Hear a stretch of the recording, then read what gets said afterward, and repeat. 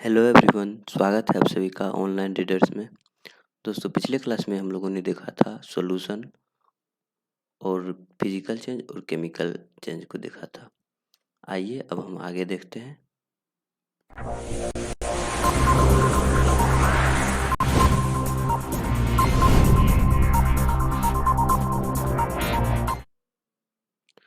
दोस्तों, आज हम समझेंगे एटम के बारे में।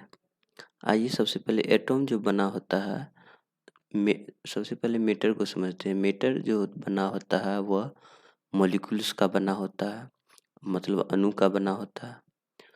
अणु जो होते हैं उसमें दो प्रकार के फोर्स काम करता है, इंटरमोलिकुलर फोर्स और इंटरमोलिकुलर फोर्स ऑफ अट्रैक्शन और intermolecular force of repulsion.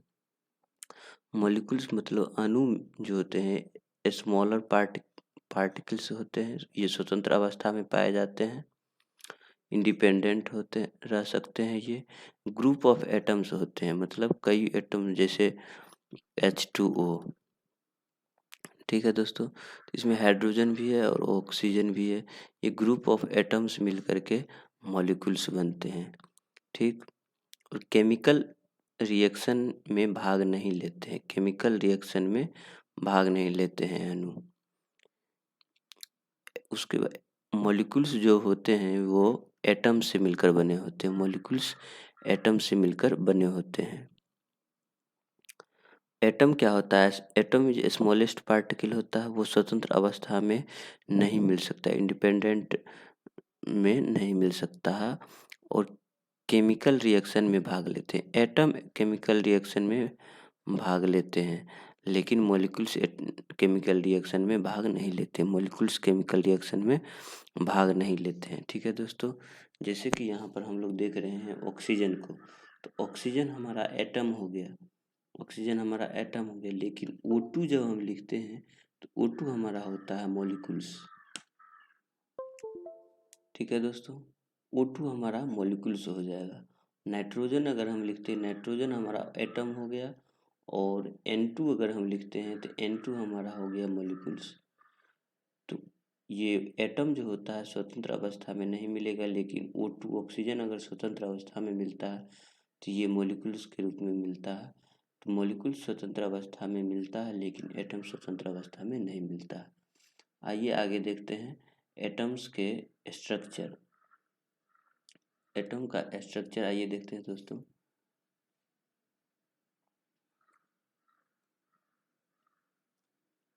Atomic structure, nucleus, ये जो अंदर में रहते हैं इसको न्यूक्लियस कहते हैं। न्यूक्लियस में न्यूट्रॉन रहता है जिस पर कोई चार्ज नहीं होते हैं, लेकिन प्रोटॉन होता है, प्रोटॉन पर प्लस चार्ज होते हैं, पॉजिटिव चार्ज होते हैं।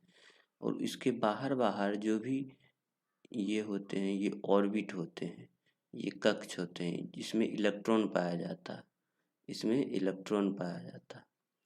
इस तरह से एटॉमिक स्ट्रक्चर होता है। इसके चारों ओर कई प्रकार के ऑर्बिट होते हैं। ये जो होते हैं ऑर्बिट, इसमें इलेक्ट्रॉन पाया जाता है। पहले ऑर्बिट का नाम K होता है, उसके बाद L होता है, उसके बाद M होता है, N होता है। ठीक है दोस्तों, आइए हम आगे समझते हैं। आगे है न्यूक्लियस। न्यूक्लियस के बारे में हम लोग समझेंगे। न्यूक्लियस पर प्लस चार्ज होता है, पॉजिटिव चार्ज होता है, प्रोटॉन होता है अंदर में। इनर डेंस पार्ट, आंतरिक सघन भाग, मतलब कोई भी एटम जो होता है उसके अंदर में कंसंट्रेटेड पार्ट रहता है, सघन पार्ट रहता है। तो हम कह सकते हैं कि मास, एटॉमिक मास वाला पार्ट जो होता है न्यूक्लियस में होता है। इसलिए न्यूक्लियस में न्यूट्रॉन एवं प्रोटॉन पाए जाते हैं, न्यूट्रॉन एवं प्रोटॉन पाए जाते हैं। न्यूक्लियस पॉजिटिव चार्ज होता है। किसी एटम का टोटल मास न्यूक्लियस में ही कंसंट्रेटेड रहता है। अभी अभी मैंने बोला दोस्तों, किसी एटम का जो है सो कंसंट्रेटेड मास जो होता है, टोटल मास जो होता है न्यूक्लियस में कंसंट्रेटेड रहता है। और एटॉमिक मास का फार्मूला इसलिए होता है number of proton plus number of neutron, number of proton plus number of neutron, जो कि एटॉमिक मास होता है और सेंटर में न्यूक्लियस में कंसंट्रेटेड रहता है। जैसे यहाँ पर देख रहे हैं न्यूट्रॉन और प्रोटॉन है वो कि न्यूक्लियस में है। ठीक है दोस्तों, आइए आगे देखते हैं हम लोग ऑर्बिट को समझते हैं। ऑर्बिट हम लोगों ने देखा था, ये अंदर में जो होता है वो क्या होता है, तो वो न्यूक्लियस होता है। अंदर में क्या होता है, न्यूक्लियस होता है। ये हमारा हो गया न्यूक्लियस। न्यूक्लियस न्यूक्लियस अंदर में होता है, ये न्यूक्लियस हो गया। और इसके बाहर बाहर जो होते हैं ये ऑर्बिट होते हैं। और ऑर्बिटल सेल जिसको बोलते हैं, ये के हो गया, एल हो गया, एम हो गया, एन हो गया, ये ऑर्बिट का नाम है जिसमें इलेक्ट्रॉन्स पाए जाते हैं। न्यूक्लियस के चारों ओर वह भाग जहां इलेक्ट्रॉन रिवॉल्व करते हैं उसे क्या कहते हैं हम लोग, ऑर्बिटल सेल या कक्षा कहते हैं। ऑर्बिट निगेटिव चार्ज होता है। ऑर्बिट जो है निगेटिव चार्ज होता है क्योंकि यहाँ पर इलेक्ट्रॉन्स पाए जाते हैं। क्या पाए जाते हैं, इलेक्ट्रॉन्स पाए जाते हैं। और प्रत्येक ऑर्बिट एक सर्टेन एनर्जी लेवल, निश्चित ऊर्जा स्तर से जुड़ी होती है। ये के एलिमेंट जो है एक निश्चित ऊर्जा से जुड़ी होती है कि हर एक सेल का अलग अलग एक ऊर्जा है, अपना ऊर्जा है, इसलिए अलग अलग सर्किल में रहता है। प्रत्येक ऑर्बिट में maximum number of electrons definite होते हैं, जिसका पता हम लगाते हैं किससे, 2 × n², 2 × n² से हम इलेक्ट्रॉन्स का पता लगाते हैं, 2 × n² से। जैसे फर्स्ट में देखिए के सेल, के जो है मेरा पहला सेल है, तो 2 × 1 का स्क्वायर कर दिए तो 2 इलेक्ट्रॉन हो गया। सेकेंड में एल होता है, तो एल में देखिए 2 × 2 हो गया, तो 2 का हो गया 4 × 2 = 8 इलेक्ट्रॉन हो गया सेकेंड ऑर्बिट में। थर्ड ऑर्बिट में उसी तरह 3 × 2 करेंगे तो ये हो जाएगा 18। थर्ड ऑर्बिट में 18 इलेक्ट्रॉन मैक्सिमम रह सकते हैं।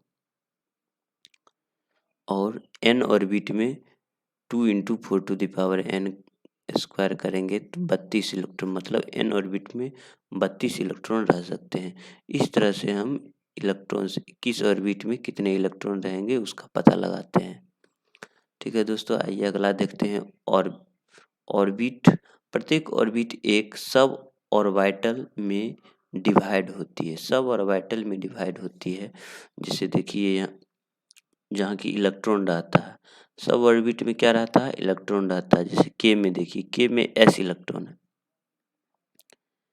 के में सब ऑर्बिट s रहेगा, l में s और p रहेगा, m में s p d रहेगा, और n जहाँ रहेगा वहाँ पर s p d और f रहेगा। ठीक है दोस्तों, इस तरह से सब ऑर्बिट में बटे रहते हैं। ये के एल एम एन ये हो गया ऑर्बिट्स और ये हो गया सब ऑर्बिट्स। ठीक है, तो के में हम देखे थे 2 इलेक्ट्रॉन मैक्सिमम रख सकते हैं, एल में 8 इलेक्ट्रॉन मैक्सिमम रख सकते हैं, और एम में 18 इलेक्ट्रॉन मैक्सिमम रख सकते हैं, और एन में 32 इलेक्ट्रॉन मैक्सिमम रख सकते हैं। जिसमें हर एक सब ऑर्बिट की अपना अपना कैपेसिटी है कि अगर एस ऑर्बिट में, एस सब ऑर्बिट में 2 इलेक्ट्रॉन रह सकते हैं, एस में 2 इलेक्ट्रॉन तो पी में 6 इलेक्ट्रॉन रह सकते हैं, एस में 2 इलेक्ट्रॉन पी में 6 इलेक्ट्रॉन, तो डी वाले सब ऑर्बिट में मैक्सिमम 10 इलेक्ट्रॉन रह सकते हैं। ठीक है दोस्तों, एस में 2 इलेक्ट्रॉन, पी में 6 इलेक्ट्रॉन, डी में 10 इलेक्ट्रॉन, तो एफ वाले और सब ऑर्बिट में, एफ वाले सब ऑर्बिट में 14 इलेक्ट्रॉन रह सकते हैं। ठीक है दोस्तों, आशा करते हैं आप लोग समझ रहे होंगे। आइए आगे कुछ और समझते हुए, सब एटॉमिक पार्टिकल्स, सब एटॉमिक पार्टिकल्स, एटॉमिक में क्या होता है, इलेक्ट्रॉन को सबसे पहले आइए देख लेते हैं।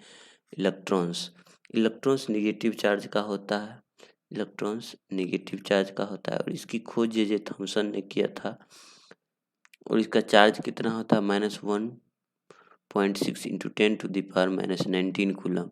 ये जो होते हैं इसके चार्ज होते हैं -1.6 इंटू 10⁻⁻19 कूलम। ये इलेक्ट्रॉन का चार्ज हो गया।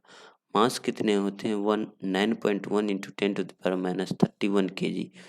तो इलेक्ट्रॉन का मास पूछेगा तो मास जो होता है 9.1 इंटू 10⁻31 kg होता है, जो कि किसके बराबर होता है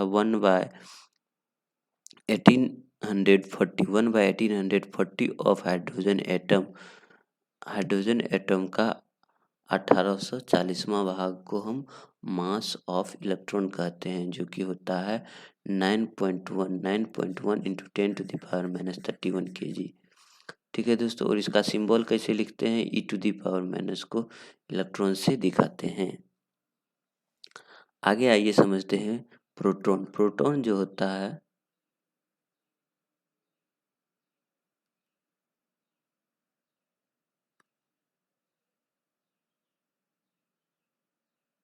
प्रोटॉन जो होता है वो पॉजिटिव चार्ज का होता है। खोज इनके किए थे जे गोल्डस्टीन ने।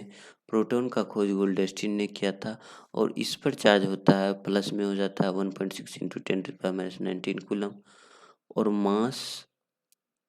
मास ऑफ हाइड्रोजन एटम के बराबर होता है। मास ऑफ हाइड्रोजन एटम के बराबर प्रोटॉन का मास होता है। न्यूट्रॉन, न्यूट्रॉन में कोई चार्ज नहीं होता है, न्यूट्रल होता है, उसमें नो चार्ज होता है। इसकी खोज चैडविक ने की थी, जेम्स चैडविक ने की थी न्यूट्रॉन की खोज। खोज बराबर पूछता है दोस्तों, खोज आप लोग ध्यान में रख लीजिएगा। इलेक्ट्रॉन का खोज जे थॉमसन ने किया था, प्रोटॉन का खोज गोल्डस्टीन ने किया था, और न्यूट्रॉन का खोज चैडविक ने किया था। Number of atoms, number of atoms of charge, number of amount of charge जो होता है 0 होता है। नो अमाउंट ऑफ चार्ज होते हैं। न्यूक्लियस पर न्यूट्रॉन पर no amount of charge, no amount of charge, कोई चार्ज नहीं होता। इसके मास जो होते हैं मास ऑफ प्रोटॉन के बराबर होते हैं। ठीक है दोस्तों, मास ऑफ न्यूट्रॉन जो होगा मास ऑफ न्यूट्रॉन जो होगा मास ऑफ प्रोटॉन के बराबर होगा। सिंबल इसको एन से दिखाते हैं न्यूट्रॉन को। आगे आइए, आगे समझते हुए देखते हैं हम लोग atomic number. Atomic number number of proton के बराबर होता है। एटॉमिक नंबर किसके बराबर होता है, तो नंबर ऑफ प्रोटॉन के बराबर होता है। इसको जेड से डिनोट करते हैं। एटॉमिक नंबर को हम जेड से डिनोट करते हैं। न्यूट्रल एटम पर कोई चार्ज नहीं होता है। न्यूट्रल एटम पर कोई चार्ज नहीं होता है, मतलब नंबर ऑफ प्रोटॉन जितना होगा उतना ही नंबर ऑफ इलेक्ट्रॉन होगा, इसलिए वह न्यूट्रल एटम कहलाएगा। एटॉमिक मास के बारे में आइए समझते हैं। Atomic mass number of proton plus number of neutron. Number of proton और नंबर ऑफ न्यूट्रॉन को हम एटॉमिक मास कहते हैं। एटॉमिक मास कहते हैं। न्यूक्लियस, इसमें nucleus, number of nucleus,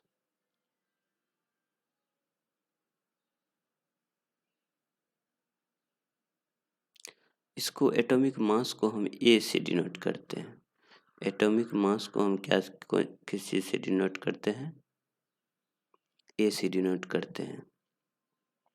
atomic mass को हम क्या कहते हैं, number of proton plus number of neutron. Number of proton plus number of neutron equal to, atomic mass को हम ए से डिनोट करते हैं, जैसे C12 जो होता है, तो इसको डिनोट करने का तरीका है जेड एक्स, जो नंबर रहेगा एटॉमिक नंबर जेड से लिखेंगे, और मास को हम ए से लिखेंगे।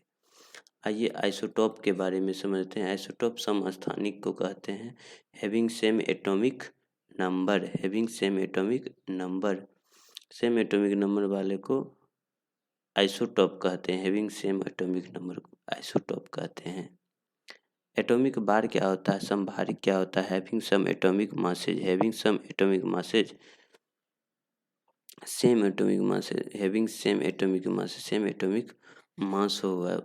जैसे आर्गन है, तो इसका मास क्या हो जाएगा 40 है, इसका भी 40 है और इसका भी 40 है, लेकिन इसका इलेक्ट्रॉन्स की संख्या अलग-अलग है। इलेक्ट्रॉन्स की संख्या अलग-अलग है, इसलिए आइसोबार समभारिक है। आइसोबार क्या है? समभारिक है। ठीक है दोस्तों, आइए आगे देखते हैं। आइसो इलेक्ट्रॉनिक क्या होता है? सम electronics having same number of electrons